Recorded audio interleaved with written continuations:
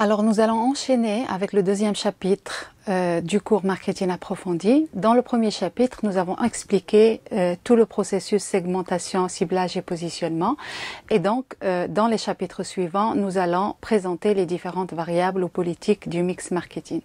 Ce qu'il faudrait expliquer, c'est que le positionnement choisi par l'entreprise, au fait, il va constituer le point de départ pour toutes les politiques du mix marketing. C'est-à-dire que les 4 politiques du mix marketing, ils vont être l'expression du positionnement élaboré par l'entreprise et une traduction en fait des différentes décisions prises pour le positionnement.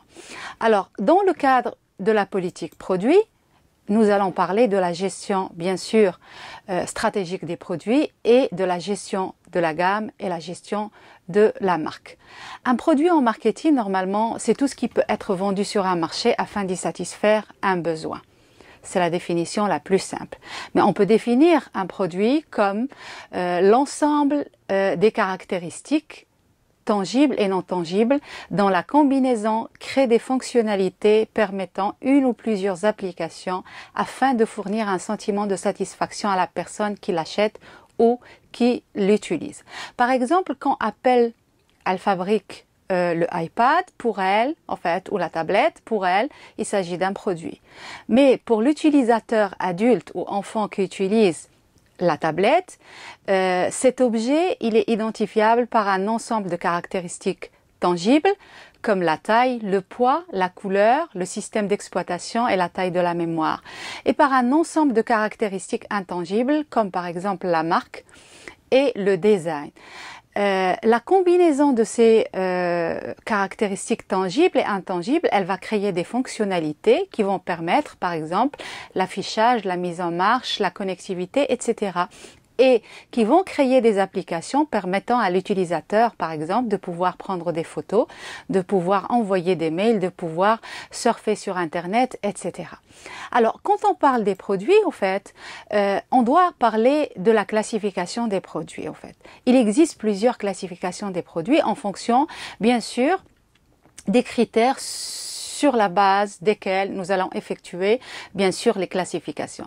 La classification la plus classique, c'est celle des produits périssables, produits durables.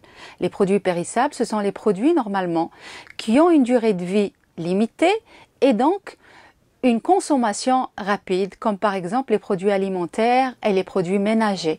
Donc, ils sont caractérisés par un budget d'achat qui est relativement peu élevé, par une distribution non spécialisée et de proximité, et par une communication de type push. Une communication de type push, c'est-à-dire une communication basée essentiellement sur la communication dans les grands médias publicitaires, en fait, et qui va faire que le consommateur va aller directement vers le produit ou acheter le produit.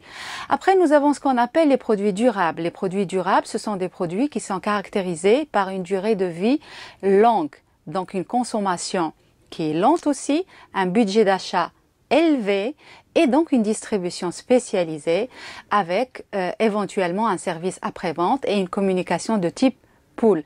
La communication de type pool, vu qu'on est dans le cadre de ce qu'on appelle une distribution spécialisée, c'est qu'on va axer la communication sur la force de vente, c'est-à-dire la force de vente disponible chez les distributeurs et dont le rôle est d'informer, orienter et bien sûr conseiller les clients.